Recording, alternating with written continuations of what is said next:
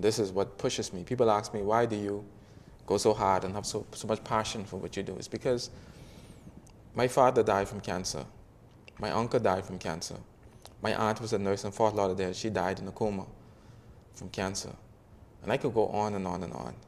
I've lost so many people from cancer and many different diseases, amputated from diabetes and still die. And this is the story, not exclusive to me. This is something that by and large the population is experiencing. And so to hear this young lady this morning or today or wherever you are listening to this, to hear her speak her truth, her story, her healing, it is my prayer that this touches the heart of many, many people, whether you're a doctor, you're a nurse, and you have somebody in front of you and it look grim. You can give them this story and tell them that there is hope out there. This is not to lift me up or to boost me or my business.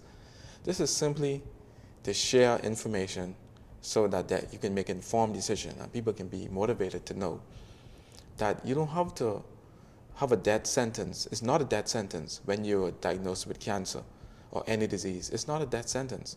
God still have the last say. And he said the herbs is for the healing. And we forget the power of herbs, the power of nutrition, the power of faith, the power of keeping your mental capacity strong and having mental strength. And this young lady, she exhibit mental strength.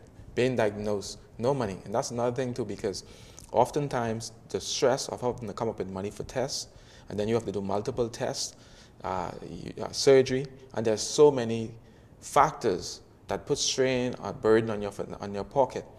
And a lot of persons don't have it. They simply don't have it, and they just down spiral. And so with herbal and natural medicine and the faith in God and the bush tonics,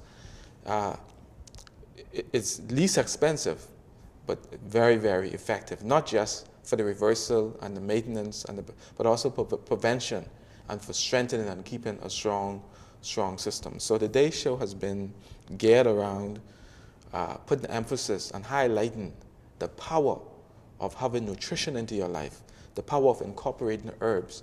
Even the dog and the cat eat grass, and they puke and they cleanse themselves every so often. They don't have the dietitian or nutritionist or doctor that check their pressure. The wild animals have an innate power that's sugar. It's a circadian rhythm that's in tune with earth that we once had, our ancestors who lived to be centurions, persons 100 years and up. These people that managed to live a century by being connected to earth. Many of them didn't have a bank account. Many of them were considered by modern terms poor or primitive. But as we look back in retrospect, we see that these people were not poor. They couldn't read, a lot of them couldn't write, but they were more godly. They more lived by the word written into the Bible, even though they couldn't read those words in the Bible. They were more in tune with those than people who can today. And so the message today is to reconnect. We need to have establish a reconnection. We need to reconnect to that which we once knew.